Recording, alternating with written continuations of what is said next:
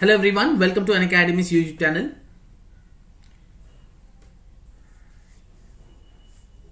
Good morning everyone.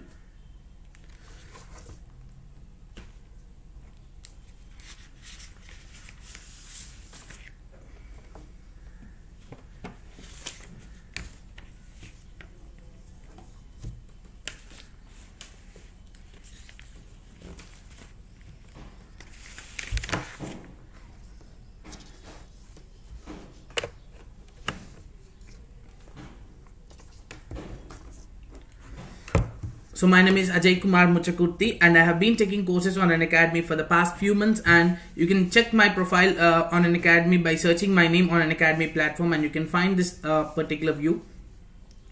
And before we start, I just wanted to highlight few points with respect to Unacademy's new module of Plus subscription, where learners can get different kind of courses from top educators on the platform, and you can have access to those particular courses as long as you're subscribed. And in case if you miss your session also, you need not worry, and you will be having a dedicated you can watch the offline course, as well as you can also put the questions in the discussion forum, which will help you a lot. And you can be as long as your subscription is present, and you can be there particularly. And we are dealing with a course on the current affairs for the month of January, and we are completing the month of January. Until now we have taken 5 sessions, and today we will be taking up the 6th session, that is on 11th of February 2019.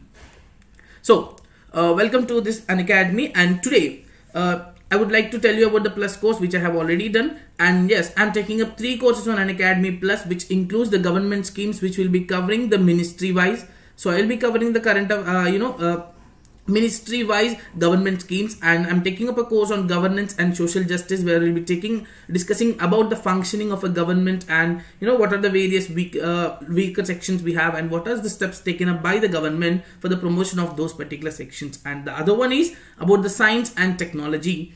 So these are the 3 courses I'm taking up. So shall we start with the today's class? Yeah. So first and the foremost thing that we'll be starting is Yellow Vest movement. So what is this Yellow Vest movement, and where did this happen? So yes, Yellow Vest movement is very important, and there are high chances, like UPSC preliminary examination, you'll be getting this kind of questions. So they may give you the question like where do you find this Yellow Vest movement, like where it happened, something like that. So now this Yellow Vest movement, so what exactly happened? So what is the source of this Yellow Vest movement? Let's try to discuss that. So first and the foremost thing, so we know that Indian government as well as the French government have come together to start the International Solar Alliance, right? So now the French president has went a step ahead and started imposing some tax called green tax, and that is being imposed on the fuel. Now the basic thing that you must understand, fuel has such a greater impact. Like even if you change at least 1 rupee or 2 rupees on fuel, it can impact, and it can impact the complete country, because everything needs transportation, and that transportation is completely based on fuel. So if you change somehow the other way, like any change on the fuel may impact the complete economy. So now what happened right after this French president has imposed a green tax on the fuel that is being supplied within the country? Now there are few people, like majority of the people who were like daily dependent on the moving jobs, like they have to stay in the rural areas, and for the job purpose they have to go to the urban areas. So many people in the France were initially very much against that particular tax. And now why does this movement called Yellow Vest movement? So according to French laws, so every car driving person must carry a yellow vest for the safety. Okay, a yellow vest which we generally see, right? So that has to be of yellow color, and that has to be worn by those particular people while driving the car. This is for their own safety. Now this particular movement, so now they are against this fuel tax which was imposed, right? So they have started wearing this particular yellow vest and showing their protest against the government's decision of imposing the green tax. Okay, so initially that was started in the various provinces of France, and later on that has been expanded to the Paris also. Now, as I was telling about this, so this hike had impacted a lot, especially the people who are in the rural areas, and they have to regularly go to the urban areas. So if they want to go regularly to urban areas and come back to the rural areas, they definitely need some other kinds of vehicles. So that is definitely impacting the majority of the sections in the France, which also included the working as well as the middle classes. For rich, however, they need not bother about this. But yes, the middle class working as well as these people are the one who are getting affected a lot. So now the initial demand for this particular thing. So initially when the movement has started, they said that we just want this green tax, whichever is being imposed, that is to be completely taken up. So they don't want the green tax, they want to repeal that. But this has slowly converted into other phase, where there were few people who are asking that even the minimum wages which are given to the different kind of employees in the country, the minimum wage policy has to be raised. Okay, now as of now, everyone has supported this particular movement. Even those who are not driving any kind of vehicles, they have started moving on the roads by wearing this yellow vest, and this shows a kind of consolidation, solidarity to that particular people. Okay, the interesting thing is there is no official leadership for that. Okay, only the people's movement, that is what is going on in France. So that is about the yellow vest movement. Moving further, the next one, that is National Action Plan for Drug Demand Reduction. So, for the past few years, the number of cases with respect to the drug abuse and substance abuse has been increasing in the country. So now, the Ministry of Social Justice and Empowerment has come up with the national level action plan. So it says that when the drug as well as substance misuse is going on, we cannot just focus on one area. So we have to take a strategy which has to be a multi-pronged strategy, which has to be in different kind of ways rather than just on one direction.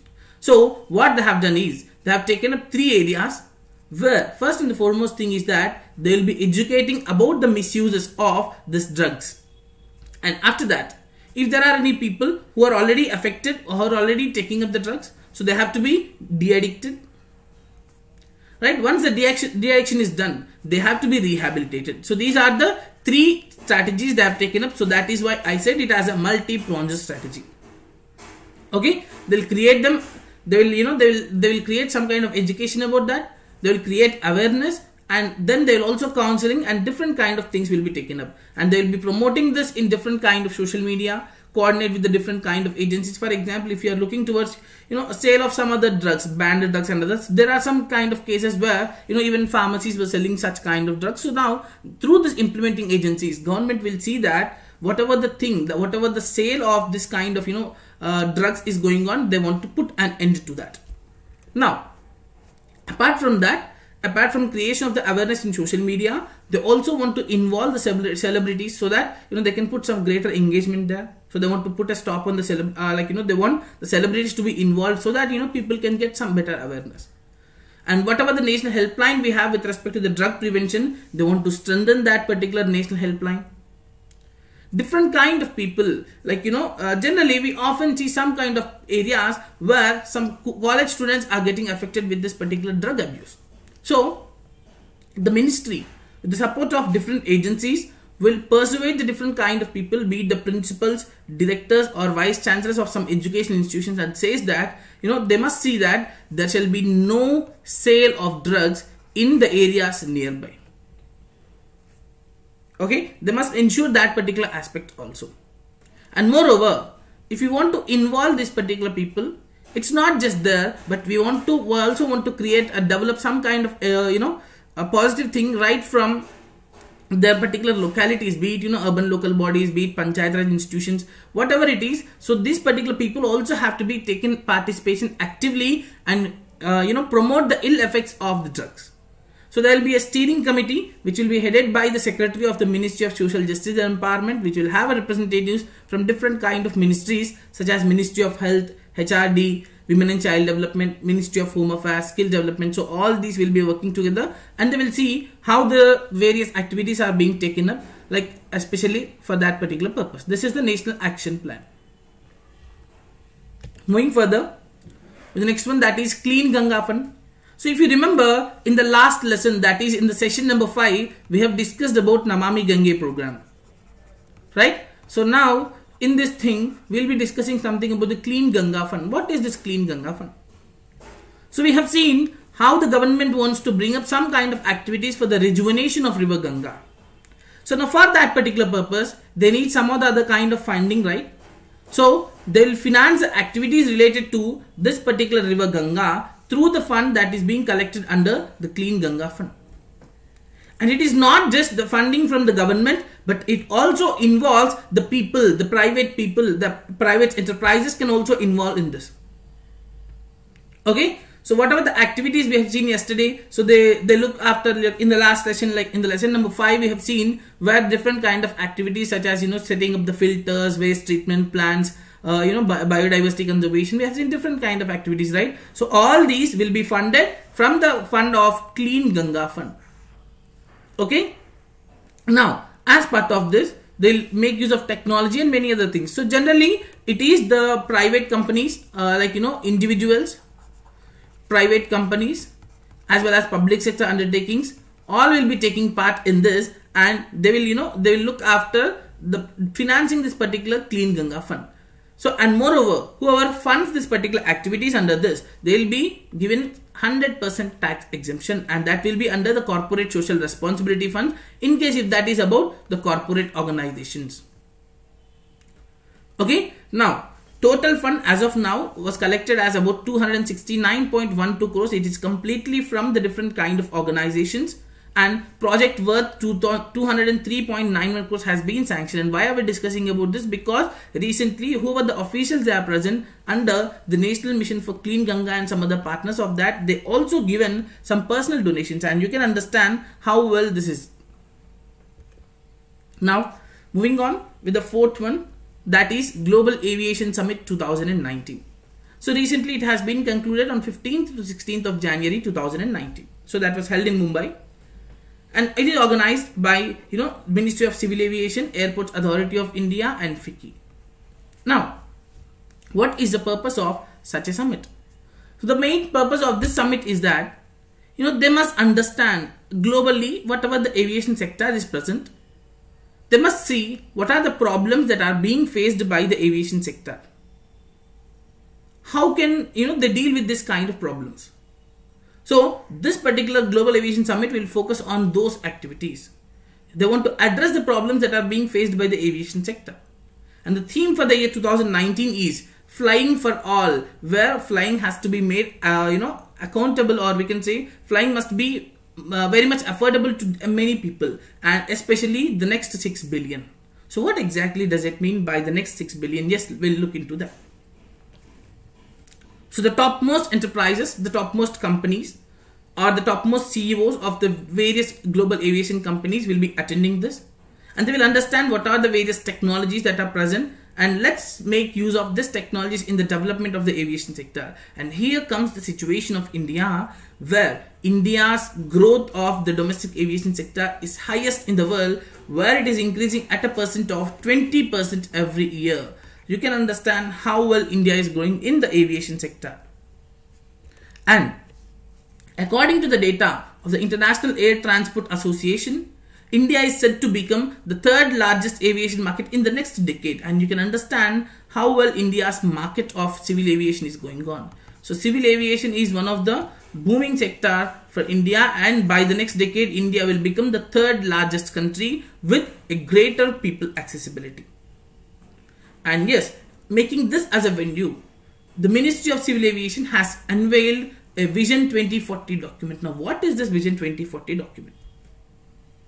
As of now, the total passenger traffic in India is only at 187 million, and by the year 2040, the government of India wants to see that it has to be about 124 million, which is nothing but more than 1.1 billion.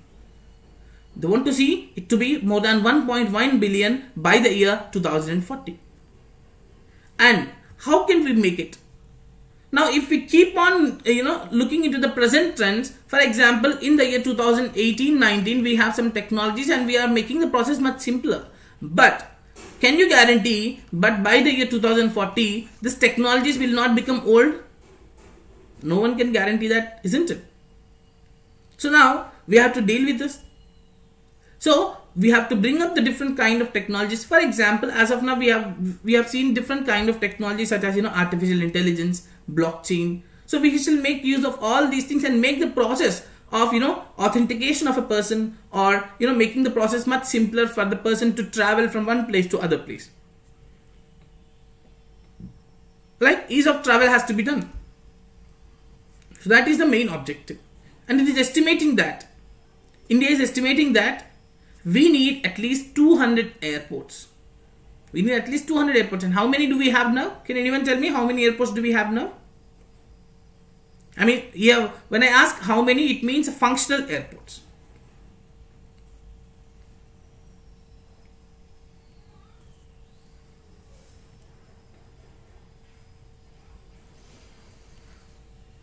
Okay, so as of now we have about 99, and recently the 100th one also opened in Sikkim too. So we have about 100 airports as of now. So we need at least an investment of $40 billion to $50 billion, so that only then we can handle this 1,124 million people, which is nothing but 1.1 billion people. And why do we need that many number of airports? Yes, we need that because when you look into the present airports, it is said that in the next 15 years itself, the airport capacity will be reached. So that we need some development of airport. For example, if you look into the cities such as Delhi, Hyderabad, you can see these airports are completely the capacity of the airports is too high. So now they need some other alternatives for that also. So that is what is going on. So we need at least 200 airports in the country. Okay, and they also come up with some kind of recommendations where they want to reduce the GST and bring the aviation turbine fuel under the goods and service tax, so that the prices of the aviation turbine fuel will be reduced. And initiatives, this Ministry of Civil Aviation has launched different kind of initiatives which exclusively deals with Nav Nirman, which deals with further strengthening the the airports and coming up with the newer airports. DG Yatra make the process of this particular travel is much easier by involving the digital technology, and also Air Seva. So these are the different kind of initiatives. And apart from that, Ministry of Civil Aviation has also launched many schemes such as Udhan, one of the most popular scheme. So these are for the development of the aviation sector within India. Moving further with the next one, that is DD Science and India Science. So what are these DD Science and India Science? So the DD Science is that where in Doordarshan from now on there will be 1 hour daily session. 1 hour is exclusively dedicated for the science and technology. You can make this as an example, like especially you can make use of this DD Science and India Science as an example when you are writing the mains with respect to the science and technology part. This will be of greater use for you. Okay, so this DD Science is a 1 hour dedicated slot, whereas this India Science is an internet based science and technology channel. Okay, this was launched both by Department of Science and Technology and Prasar Bharati. So what is the objective of science? Yes, India earlier has seen a superstition, and we want to bring people closer to the science but not to the superstition. So they want to show the people what is the importance of science in everyday's life. How closely is science related to every person's life. So that is the main objective. The DD Science is going to be a 1 hour slot about the science and technology in the Doordarshan. Okay, that will be from Monday to Saturday from 5 PM to 6 PM. And this will be implemented, hello Deepika. So this will be implemented and managed by Vigyan Prasad. This is an autonomous organization under the Department of Science and Technology. Okay, so what do we find in this? So we often see different kind of documentaries. So the science-based documentaries, some discussion about the prominent scientists, and how will be some kind of science institutions. So we'll be having some virtual walkthroughs, like where we'll be showing some different kind of things with respect to this kind of institutions also. And yes, initially they have a plan of setting up about a channel which is of 24/7, but yes, they didn't plan that as of now, and they're expecting that will be soon launched also. And yes, and most importantly, India is aiming to become the top 3 countries in science technology by the time 2030. Okay, this is about DD Science and India Science channel. Moving further, This is very, very important. That is congenital central hypoventilation syndrome.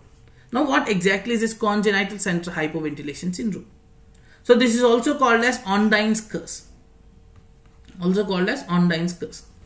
Now, what exactly is this? So, firstly, let's discuss how it evolved. So, that it was actually a kind of mythology. We have a French mythology where, Ondine is believed to be a nymph and she has cursed her husband, stating that as soon as he falls asleep, he will forget to breathe. Now, what happens when a person forgets to breathe? Good morning, Brajesh. Hello, Priyanshi. Now, what happens when a person forgets to breathe? Definitely, what is the respiration first of all? What happens in respiration? What happens in respiration? With intake of oxygen and, will release carbon dioxide. That is what happens. So, it will be exchange of the gases. Now, when a person forgets to breathe, there will be no intake of oxygen. Yeah, nymph is like a kind of, what do you call, a soul or something like that. Yeah. So now, when we don't intake oxygen, what happens? That will be, now in our human body, there will be greater presence of the carbon dioxide. Isn't it? So, greater presence of carbon dioxide and it will not go out and oxygen will not come. So, ultimately the person has to suffer. So, this particular congenital central hypoventilation scheme is believed to be a nervous system disorder. Now, what happens? As soon as a patient sleeps away. So, now this person will not take oxygen and instead there will be a buildup of carbon dioxide within the body of this particular patient. And yes, these cases are present in the world and there are said to be in the world there are less than 1,000 cases with respect to the congenital central hypoventilation syndrome. Okay, now it also said that, now why are we discussing about this? Because yes, in India also we have recently seen a case where an infant has been admitted in Delhi with this particular case. So where there was a gene mutation of a gene called PHOX2B. So this is very, very essential for, for the maturation of the nerve cells. So this particular gene is very essential for the maturation of nerve cells in the human body. But this gene mutation is happening, and this is, this maturation of nerve cells is not happening, and ultimately that has led for the buildup of the carbon dioxide within the body of the child, and the particular child's lips are turning blue also. And that is especially because of, buildup of the carbon dioxide within the body of a child. So what happens? What are the symptoms for that? We have many symptoms for that, which includes, heart rate, heart rate change, blood pressure, sweat, constipation, different kind of things we can see then. Okay, so this is about the congenital central hypoventilation scheme, which is also called as Ondine's curse. Okay, moving further, Pradhan Mantri National Children Awards. Now, coming to the Pradhan Mantri National Children Awards. So I think everyone might have heard about the National Bravery Awards till now. So this National Bravery Awards are till now organized by the Indian Council for Child Welfare, which is not a government agency, but instead it is just an NGO.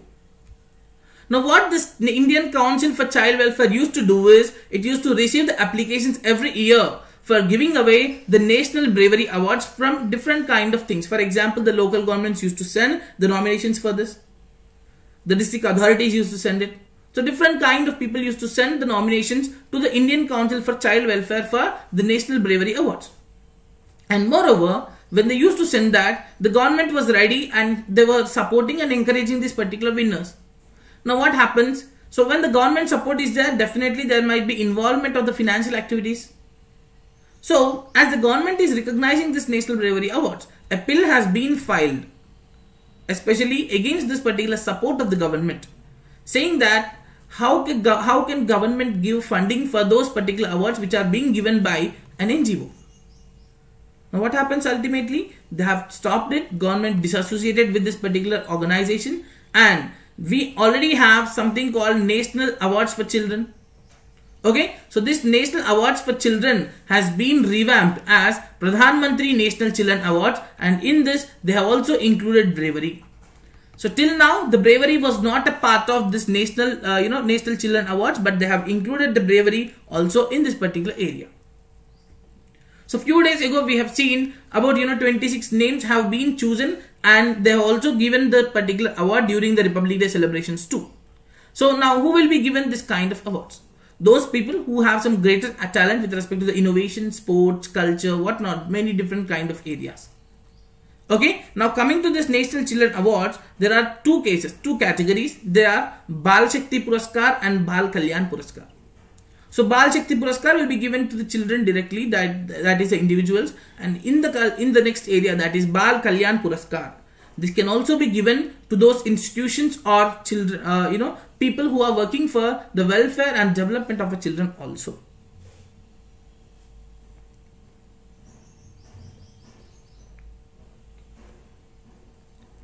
Okay, now moving ahead with the Acer report. This is very, very important. So Acer report is given every year by a foundation called Pradham. Pradham is an NGO.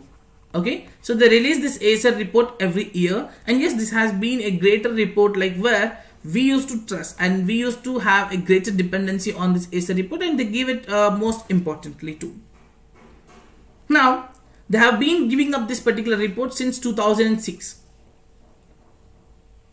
Okay, now few days ago we have seen about the amendment to the Right to Education Act, where we have discussed in detail about the no detention policy too.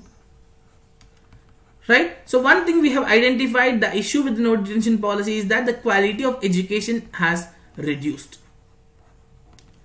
So now let's see what exactly the Acer report for the year 2019 has highlighted. So it says that majority of the students who are passing out of class 8, that is completing the elementary education, they are unable to do the basic maths, and 1/4 of these particular students cannot read even a book. And for the year 2018, it also highlighted that of all the class 8 students, yes, it's non-government organization, that's right. So of all the class 8 students, only 72.8% can read a class textbook of class 2. You can see, of 100 students, only 72 students can read a class 2 textbook, and they are in class 8.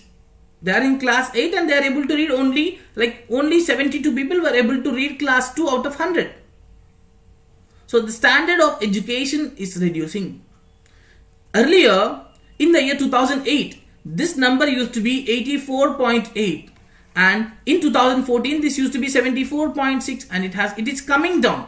So we just have to wait and see. I hope, as we have as we have done away with the no detention policy, I hope that there will be increase in the quality of education too, because as long as the no detention policy was in situation or was in force, the teachers were unable to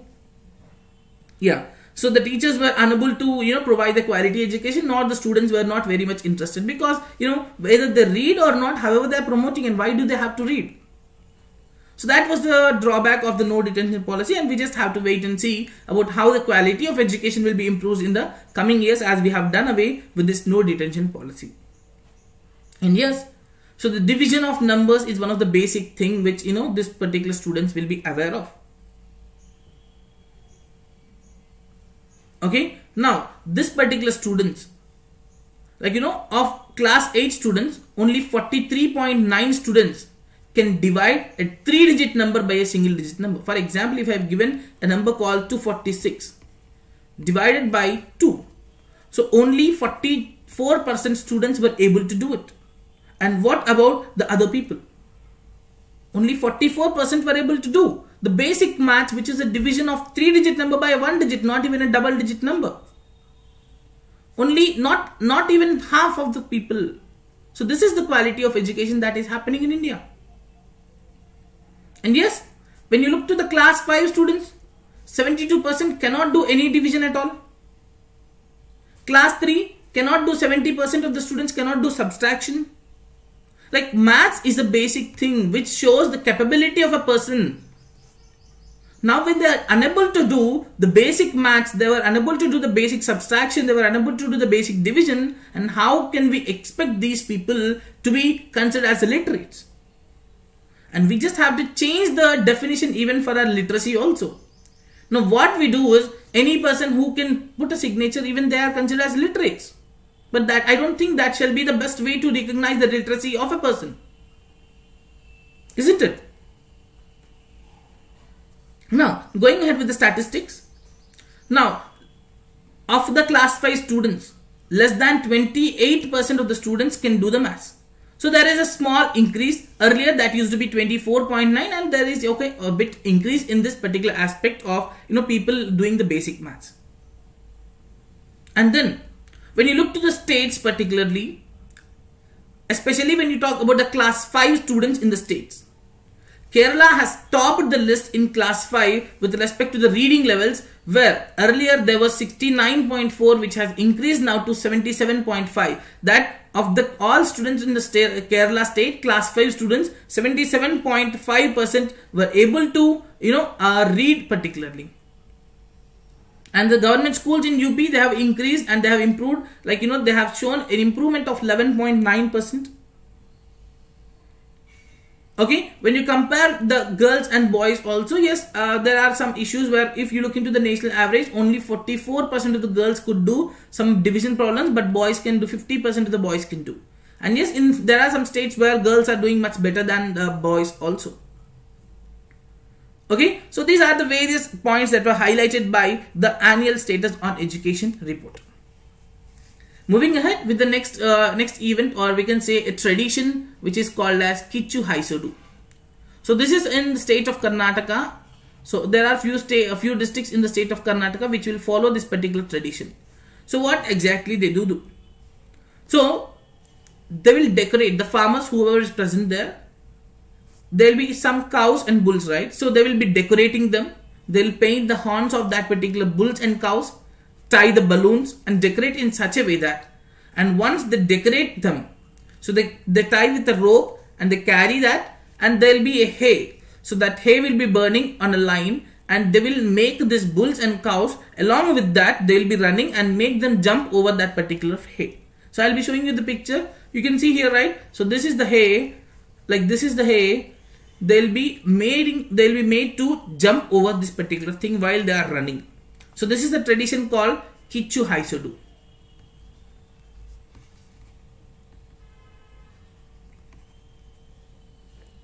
Okay. Now going further with the next one, that is Gandhi Peace Prize. So very important. So it is an international award. Yes, it is given by the government of India because we have complete rights of Mahatma Gandhi, isn't it? So now this was instituted in the year 1995. Okay, so why they instituted it in the 1995? Because it was 125th birth anniversary of Mahatma Gandhi. And yes, this award will be given to those particular people who have shown some greater contribution towards a different kind of areas. Especially the social perspective, economic, political transformation, and they have used the techniques such as non-violence and any other Gandhian methods. They have shown some of the other kind of impact in those particular areas. And these people will be chosen by a jury which will be headed by the Prime Minister, and it will also have the leader of opposition in Lok Sabha, Chief Justice of India, and 2 other eminent persons. So all these people will come together. All together they will do it. So yes, coming to the point, yes, hay is nothing but a grass. So it is a dried grass. And yes, Rajesh was telling that particularly in rural areas, even teachers are not capable to read any 5th class related book. So that is the main reason, Rajesh. So we have to see how well the quality of education will be changed, because no detention policy has been a deterrent with respect to the quality of education within the country. Yeah, so they believe that it is a tradition, Aryana. So they think that it will be like that will ward off the evils and other things which are related to that particular area. That is also a kind of cultural part of that particular people. Okay, so now this particular Gandhi Peace Prize will be given to all the individuals irrespective of the nationality, because when we say it is an international award, and we should also give that to the other people, right? So it will be that. So as part of this, as part of this, they will give a prize amount of rupees 1 crore. Okay, so they will give a prize of 1 crore and a plaque as well as a citation. And recently, the government of India has announced the Gandhi Peace Prizes for the year 2015 to 2018. So since 2015 they did not announce. So now from 2015 to 2018 they have announced recently. So for the year 2015, this is being given to Vivekananda Kendra of Kanyakumari, which has been doing a greater work with respect to the rural development, education, as well as the development of the natural resources in that particular areas. And most importantly, they have been doing a greater work with respect to the rural development in particular, where they themselves has constructed some solid waste management treatment plants as well as biogas plant in Mahabalipuram. So they have been doing a greater work. And yes, coming to the other one in the year 2016, for the year 2016, it is being awarded to Akshay Patra Foundation. I think everyone knows about Akshay Patra Foundation. So where they'll be giving midday meals to different kind of children across the country. They will provide them the midday meals. So the interesting thing is that the midday meal scheme itself was started in the year 2003, but before that itself they have been doing a great service. They have started this since 2000, and once this has started in the year 2003, the midday meal scheme, both the government as well as this Akshay Patra Foundation has collaborated together for providing the midday meal scheme in different kind of areas. Okay, then we have Sulabh International for the year 2016. It is also being given to Sulabh International. Sulabh International has been doing a greater work with respect to the sanitation and working for the rights of the manual scavengers. And for the year 2017, it is being given to Ekal Abhiyan Trust. So this Ekal Abhiyan Trust is being given for the education of the rural as well as the tribal children in different kind of areas. And for the year 2018, it is being given to Yohei Sasakawa. So leprosy. So leprosy has been one of the major deterrent in the development of any country. So leprosy, I think we have discussed something about leprosy in our last classes, where leprosy as a ground of divorce is now being taken away. Right? So earlier leprosy was considered as a ground of divorce, and that is how they used to do. But yes, it is also now taken down. And yes, Yohei Sasakawa has been doing a greater work with respect to the leprosy eradication in different parts of the world, and he is also the World Health Organization's Goodwill Ambassador for the leprosy eradication. Now, moving ahead with the Global Risks Report. So this particular report is released by the World Economic Forum. And yes, recently we have seen the annual meeting of the World Economic Forum has started in Davos. And yes, here is the place where they have come together to discuss different kind of areas, and yes, they have released the Global Risks Report. So, as part of this, what happens is every year the World Economic Forum will identify what are the various risks the world may face any year. Like be it with respect to the floods or be it with respect to any kind of natural disaster. So what can be the risk? Okay, they will just predict it. So for the year 2019, they have recently released this Global Risk Report, and that is based on 3 areas. The first and the foremost one is risk by impact. So of this, the top 10 risks by impact includes the first risk will be through the weapons of mass destruction. This will become a global threat. And the next one will be the climate change mitigation and adaptation. If we don't mitigate the climate change, then that will definitely impact a greater loss. Extreme weather events is number 3. Water crisis is number 4. Natural disasters number 5. Biodiversity loss. Large scale cyber attacks. Critical information leakage. Networking. So all these will be taken into consideration, and these are the risks by impact. Okay, so now we have other one, risk by likelihood. So which they say that may happen. That may happen. It's not guaranteed that they cannot directly say that it will happen, but they may expect that this may happen. So which includes the extreme weather conditions that may happen, failure of the climate change, yes, may or may not happen. So they are by likelihood. So they have identified this 10 areas also. You can go through them after so. The next one is about the top 10 risks by interconnections, which includes 1 or 2 things to be interconnected, like 2 or 3 things will be together. So that is how the interconnections will be. Like for example, extreme weather events and failure of the climate change, both of these are integrated. So that is by interconnection. Okay. Okay. Now, apart from this, so for example, large scale cyber attacks and breakdown of critical information. So whenever there is a cyber attack, what happens? The information will be leaked. So this is a kind of interconnection risk. And then, for example, high structural unemployment and underemployment and its consequences on the technological advances. Yes, for anything we need human resources. And yes, if there is unemployment, then definitely we cannot expect that thing. So these are the different kind of things we may see in the near future. And then, moving ahead with the Deen Dayal Disabled Rehabilitation Scheme. So according to the census of 2011, it is said that there are about 2.68 crore persons with disabilities, which makes up about 2.21% of India's population. And for that particular purpose, for the welfare of these particular people, in the year 1999, government has come up with a scheme called to promote voluntary action for persons with disabilities.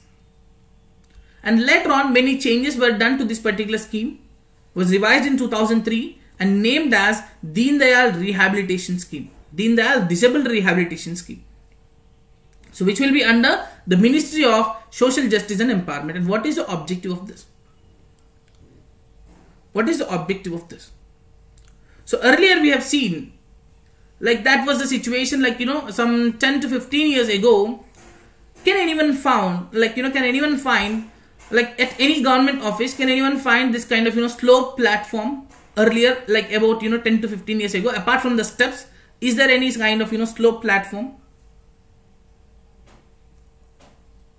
Has anyone found that? I think there are very rare cases. But yes, as the days passed on, the government has been doing greater thing with respect to the welfare of this particular people, where they want to make the different kind of places to be, accessible by the people with the disabilities, persons with disabilities. Right? So, in order to create equal opportunities, they have to treat it equally for social justice and for the empowerment of the disabled people. The government has been coming up with this particular scheme, that is Deen Dayal Disabled Rehabilitation Scheme. As part of this, they will provide the grants in aid to the different kind of NGOs so that they can provide various services to these people. Now, what kind of services will they provide?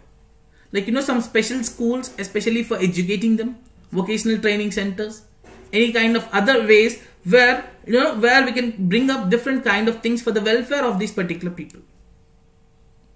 Okay, so as part of this Deen Dayal Disabled Rehabilitation Scheme, whatever the project that is being coming up, this particular people, up to 90% of this amount will be given by the Ministry of Social Justice and Empowerment for that particular project.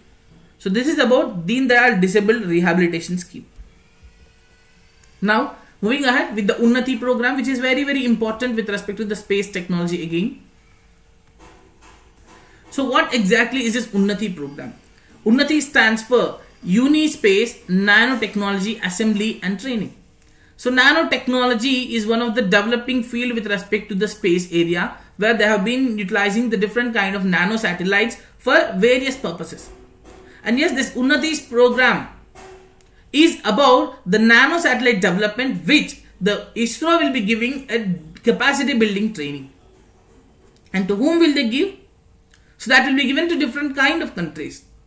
So it was announced by ISRO. The chairman of ISRO has announced this in Vienna, especially to commemorate the 50th anniversary of the first ever United Nations conference on exploration and peaceful uses of outer space. So as part of this, ISRO will be training different kind of countries about assembling, integrating and testing of a nano satellite so that their capabilities can be improved. That is the main objective of Unnati program. So this will be conducted for 3 years by UR Rao Satellite Center of ISRO, which will be conducted in three batches. And the objective of this Unnati program is that the ISRO wants to make use of this area and want to help about the scientists from about 45 countries. And the first batch for this has been launched on 17th of January 2019, where about 30 participants have started, which has went further. Like, this 30 participants are from 17 countries. So this is the first batch, and we have 2 more batches to be operational. Yes, that's right, Parvinder. So each batch will be having a duration of 8 weeks, and the first batch includes a countries such as Algeria, Argentina, Azerbaijan, Bhutan, Brazil. So there are many countries. So about 17 countries are here. So total ISRO has received about 87 applications from 34 countries. Okay, so from this they are selecting some people and they are getting them trained. Now coming to cinema. Cinema is something which is definitely a greater medium for passing one information, and yes, that can be leading to both a good of a society as well as a bad of a society also, right? So definitely when you talk about Indian cinema, it is not just about the movie that we see, but Indian cinema itself has a greater history. And the way you are seeing into the movies now, that is very, very different when you compare that with the movies that were present 50 years ago. The technology that you are using now was very much different when you compare that with the technology that is present 50 years ago. Isn't it? So it needs to be preserved. So that is the main objective of this. So recently, the National Museum of Indian Cinema has been inaugurated on 19th of January 2019 by the Prime Minister. So where they will showcase different kind of things with respect to the Indian cinema. It has been constructed with an amount of 140 crores, where if I want to go to a museum, this museum, I'll get into the museum and that will completely show the story of Indian cinema in a storytelling mode. That will be making use of different kind of things, visuals, graphics and different kind of exhibits.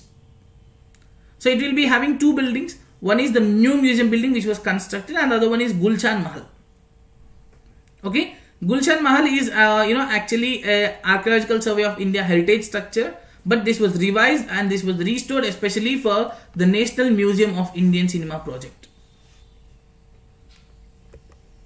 Okay, so this new museum building, when we are talking about, it has 4 exhibition halls, which includes Gandhian Cinema, Children's Film Studio, Technology, Creativity and Indian Cinema, and Cinema across India. Now what exactly are they? So in Gandhian Cinema, they will showcase what is the principle of Mahatma Gandhi, what is the philosophy of Mahatma Gandhi, and they will be showcasing those movies which are related to Mahatma Gandhi and his principles. That is in Gandhian Cinema. Then the Children's Film Studio is that where they will be showing different kind of movies especially for the children. And then we have Technology, Creativity and Indian Cinema. So how Indian movies have been using different kind of technologies for the past few years. So that will be showcased here. And most importantly, cinema across India, irrespective of the regional differences we have within the states. So all the movies will be increased here. Okay. So this display will be chosen and divided to 9 sections, which includes, which starts from origin of cinema. Like, how the cinema has started in the world and how it has come to India. An initial stage of Indian cinema was, silent film, like where there will be no voice, only the video we have to see. And then we have come across, the advent of the sound. Yes. So once, the sound has been introduced, and later on we have seen the studios. What was the impact of World War on Indian cinemas? Different kind of things, and that will be showcased here. And yes, Parvinder, we have discussed about that in the last class also, while I was dealing with that. So we have discussed about that in the last class. About the, amendments to Cinematograph Act, which you have said.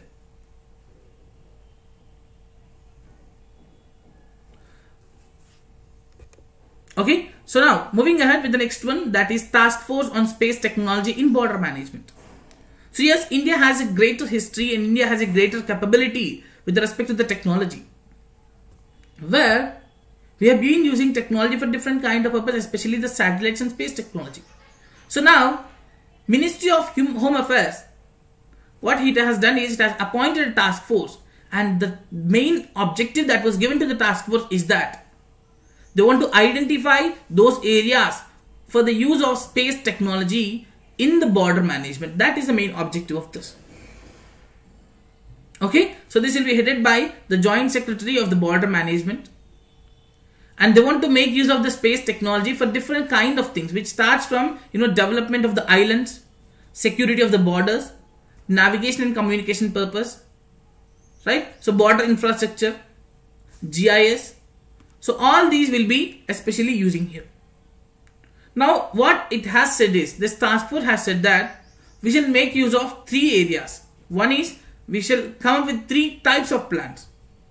The first one is the short term plan. Then we have a medium term and long term plan. These are the 3 terms of plans we have to come up with. And whatever the plans that we are coming up, that must be done in coordination with the ISRO and Ministry of Defense. Okay, let's see what exactly are the recommendations for that. So they have given the recommendations for this also, where it has said that whatever the border guarding forces are there.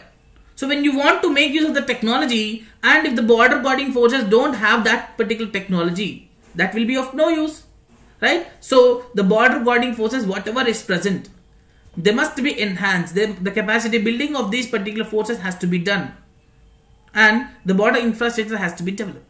So as part of the short term plan, it says that we must get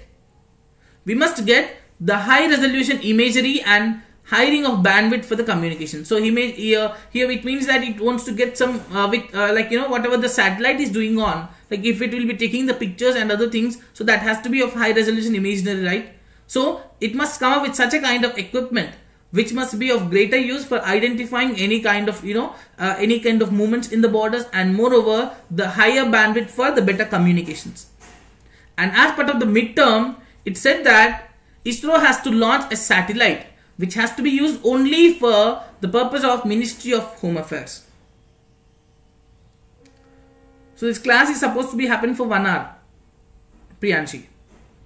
Okay, and the long term is that the Ministry of Home Affairs will develop some kind of segment and network infrastructure. So what exactly is this development of the segment is that, where it is nothing but the ground segment in particular. So whatever the space satellite is communicating, if satellite is communicating to the earth, we must have a development of a ground segment, right? So it is the Ministry of Home Affairs which has to develop this ground segment and network infrastructure, so that whatever the information that is being said, that has to be communicated. Okay, now it also said, with the coordination of the satellite communications, we must deploy the Central Armed Police Forces in the remote areas in the country. We must make use of IRNSS based GPS. Okay, so BSF, the Border Security Force, has to be designated as a lead agency for implementation of the ground segment, which we have seen, and the network infrastructure. We just seen that Ministry of Home Affairs has to look after the development of the ground segment, right? So the responsibility, the nodal agency has to be the Border Security Force. That is the one it was said. And this will definitely help us in development of the island development, border security. Okay, this will be implemented by the Ministry of Home Affairs with the support of Department of Space. Okay, now moving ahead with the next one, that is Casanur forest disease. So this is very much in the news. So what is this Casanur forest disease? So Casanur is a forest. So it was found in Karnataka. For the first time, this particular virus or disease has been found in the year 1957 in Casanur forest. Okay, so this is also called as monkey fever. So first and foremost thing, the Casanur forest disease virus. I think everyone knows about the ticks, right? So ticks are like small human beings which will be having about 8 legs. These are the first these are the reservoirs of these ticks. So generally what happens is, any of the animals while they are moving in the forest, the ticks will be catching that particular animals, and yes, they will put their legs in such a way that they will put it under the skin of that particular animal, and that will not come so easily. Okay, so this will be generally when they get attached to rodents or monkeys or any kind of shrews, so this particular things will become the common host. And yes, people have some greater kind of interaction with respect to, you know, what do you say, this monkeys particularly. So there is a chance that this can be spread from monkeys to the humans also. So there are some symptoms for that, like, you know, headache, severe headache, fever, bleeding problems. So these are the symptoms for the Casanur forest disease, and recently there was an outbreak of this Casanur forest disease in some areas of Karnataka. So those people who are closely related to this particular forest especially are close, like, you know, more likely to be affected with this particular thing. Okay, now if you focus on early hospitalization and some therapy, yes, we can try to you know, tackle that also. So this is about Casanur forest disease. So with this that is especially, Parvinder, when you talk about the space technology, that shall be done especially with the help of the communication satellite as navigation satellite. Okay, with the support of, you know, communication satellite and navigation satellite, we can do it. So we can keep track on the border movement especially.